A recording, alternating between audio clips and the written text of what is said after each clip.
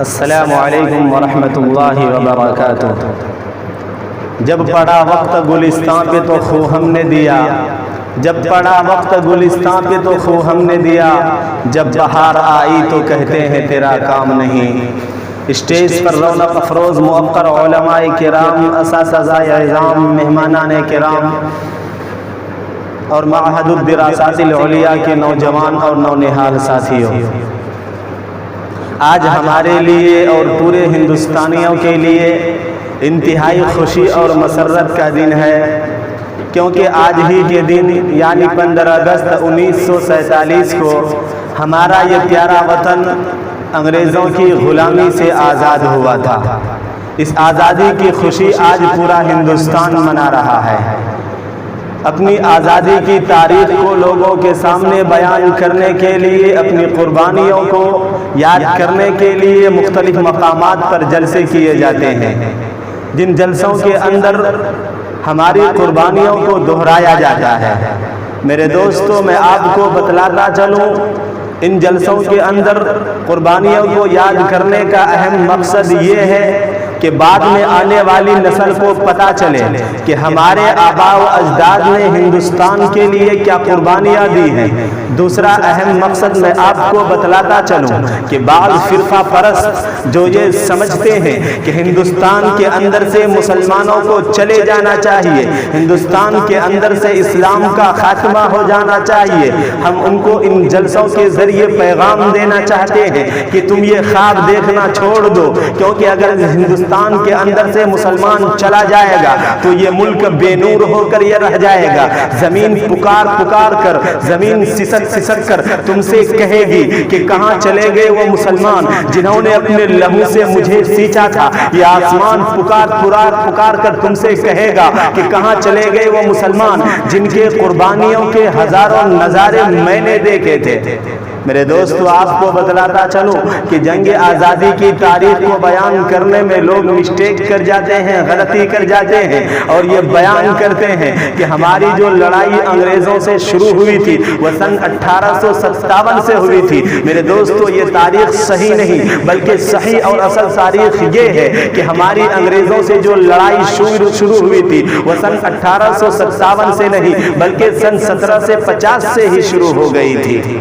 میں آپ کو مختصراً بتاتا چلوں کہ جب سن 1601 عیسوی کے اندر ہندوستان کے اندر انگریز آیا اور 100 سال کے طویل عرصے میں پورے ہندوستان کے اندر اپنی حکومتی جال کو بچھا دیا، مختلف مقامات پر انہوں نے قبضہ جما لیا، اور جب سن 1719 عیسوی آتی ہے تو اس وقت جا کر کے پورے ہندوستان کے مختلف 4 بڑے شعبوں میں ان کی حکومت قائم ہو جاتی ہے، تو کسی کی مجال اور ہمت نہیں ہوتی ہے کہ انگریزوں سے مقابلہ کر سکے، ان سے یہ کہہ سکے تم ہم کو غلام کیوں بنانا چاہتے ہو۔ میرے دوستو، ایسے وقت میں، ایسے کربناک ماحول میں سب سے پہلے ہندوستان کا ایک مسلمان میدان میں آتا ہے اور انگریزوں سے لڑائی کرتا ہے، جسے دنیا نواب سراج الدولہ کے نام سے جانتی ہے۔ چنانچہ سن 1753 کے اندر سب سے پہلی لڑائی انگریزوں سے جنہوں نے لڑی وہ کوئی ہندو، کوئی بدھسٹ، کوئی عیسائی نہیں، بلکہ ایک مسلمان تھا جسے دنیا نواب سراج الدولہ کے نام سے جانتی ہے۔ چنانچہ انہی کا ایک وزیر میر جعفر کی غداری کی وجہ سے جناب نواب سراج الدولہ کو شہید کر دیا جاتا ہے اور بنگال کے اندر انگریزی حکومت قائم ہو جاتی ہے۔ اس کے بعد یہ لوگ انگریز بنگلور کی طرف بڑھتے ہیں، وہاں جناب ٹیپو سلطان شیر ہند سے مقابلہ ہوتا ہے۔ سب سے پہلے ان سے یہ کہا جاتا ہے کہ تم ہمارے ہاتھ پر بیعت کر لو، تم ہمیں مان لو، بنگلور کے اندر تمہاری ہی حکومت رہے گی، لیکن میں جو کہوں گا وہ تمہیں کرنا ہوگا۔ تو اس وقت مرد مجاہد شیر ہند جناب ٹیپو سلطان شہید رحمت اللہ علیہ نے ان سے کہا تھا کہ ایسا میں کبھی بھی ہونے نہیں دوں گا، ہندوستان کے اندر اگر حکومت رہے گی تو ہماری ہندوستانیوں کے رہے گی، تم اس ہندوستان کے اندر حکومت نہیں کر سکتے۔ بالآخر انگریزوں کی لڑائی جناب ٹیپو سلطان رحمت اللہ علیہ سے ہوتی ہے، مسلسل 4 جنگیں ہوتی ہیں، چاروں لڑائیوں میں جناب ٹیپو سلطان رحمت اللہ علیہ ان سے جنگ جیت جاتے ہیں، انگریزوں کے حصے میں شکست آتی ہے۔ میرے دوستو، جب 5ویں لڑائی کی بات ہوتی ہے تو انگریز سمجھ جاتے ہیں کہ ان سے ہم مقابلہ نہیں کر سکتے، یہ انتہائی پاورفل اور طاقتور انسان ہیں، یہ قرآن پڑھنے والے ہیں، یہ حدیث پڑھنے والے ہیں، ان کے سروں میں ٹوپیاں ہیں، ان کے ہاتھوں میں قرآن ہے، ان سے ہمارا مقابلہ ممکن نہیں، اس لیے کوئی اور راستہ اپنانا چاہیے، کوئی اور تدبیر اختیار کرنی چاہیے۔ چنانچہ وہاں بھی انگریز غداری کر کے جناب ٹیپو سلطان کا ایک وزیر کو خریدا اور اس کو خرید کر اسی کے خلاف بغاوت کرنے پر ادار دیا جاتا ہے۔ چنانچہ بالآخر سن 1799 عیسوی میں جناب ٹیپو سلطان کو شہید کر دیا جاتا ہے۔ 3 دن تک حضرت کی لاش میدان میں پڑی رہتی ہے، اس کی ہمت نہیں ہوتی کہ وہاں آئے۔ چنانچہ 3 دن کے بعد انگریزی کمانڈر جناب کے لاش پر کھڑا ہو کر کے کہتا ہے کہ آج سے یہ ہندوستان ہمارا ہے، آج سے ہندوستان کے مالک ہم ہیں۔ میرے دوستو، جنگ آزادی کی تاریخ نامکمل اور ادھوری رہ جاتی ہے جب پٹنہ کے ایک علاقے جسے ہندوستان صادق پور کے نام سے جانتی ہے وہاں کے علماء کا تذکرہ نہ کیا جائے۔ تاریخ کے اندر موجود ہے کہ سن 1750 سے لے کر 1757 تک مسلسل 1 صدی علماء صادق پور انگریزوں سے لڑائی لڑتے رہے۔ جب ان میں سے کسی کا انتقال کا وقت آتا تو اپنی اولاد کو وصیت کر جاتے تو کہ تم انگریزوں سے برابر لڑائی لڑتے رہنا جب تک کہ تم انگریزوں کو یہاں سے نہ بھگا دو، یہاں سے نہ نکال دو۔ میرے دوستو، آپ کا بتلاتا چلوں، ایک خوشی کا موقع ہے، عید کا دن ہے، سارے لوگ خوشیاں مناتے ہوئے نظر آتے ہیں۔ ایسے وقت میں تن کے گورے من کے کالے انگریز بلڈوزر لے کر علماء صادق پور کے پاس جاتے ہیں اور ان کے گھروں کو مسمار کر دیتے ہیں، زمین بوس کر دیتے ہیں۔ میرے دوستو، علماء صادق پور کی قربانیوں کے بارے میں اس وقت کے پرائم منسٹر جناب پنڈت جواہر لال نہرو کہتے ہیں کہ تمام لوگوں کی قربانیوں کو ترازو کے ایک پلڑے میں رکھ دیا جائے،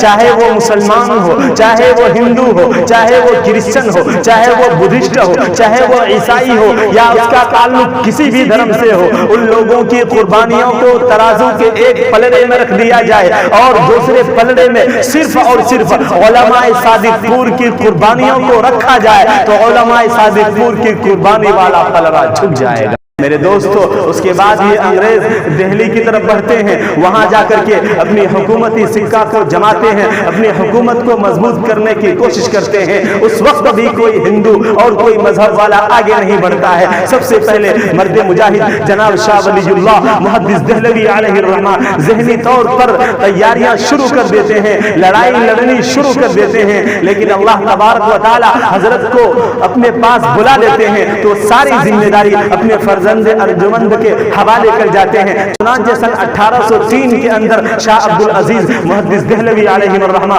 انگریزوں کے خلاف جہاد کرنے کا فتویٰ جاری کرتے ہیں۔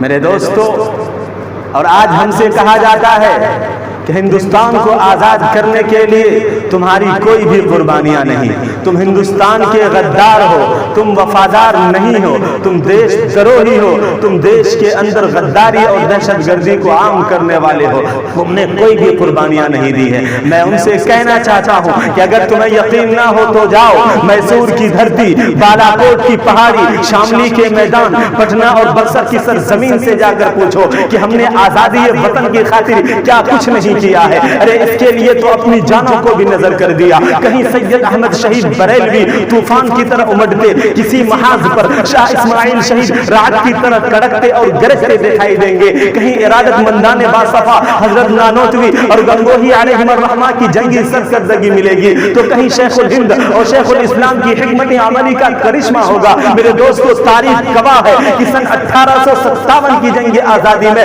2 لاکھ مسلمان شہید ہوئے تھے، جن میں 51,000 علماء کرام تھے۔ میرے دوستو، میں آپ کو بتلاتا چلوں، کوئی مسلمان نہیں بلکہ ایک انگریز مؤرخ لکھتا ہے کہ ہندوستان کو آزاد کرانے کے لیے اگر مسلم علماء، مسلم عوام اور علماء حصہ نہ لیتے تو یہ ہندوستان کبھی بھی آزاد نہیں ہوتا۔ انگریز مؤرخ لکھتا ہے کہ دہلی کی چاندنی چوک سے لے کر خیبر تک کوئی ایسا درخت نہیں تھا جس کے اوپر علماء کی گردنیں لٹکی ہوئی نہ ہو۔ روزانہ 80 علماء کو ننگے بدن آگ میں ڈال دیا جاتا تھا، روزانہ علماء کو سوروں کی کھالوں میں بند کر کے دریا کے اندر پھینک دیا جاتا تھا۔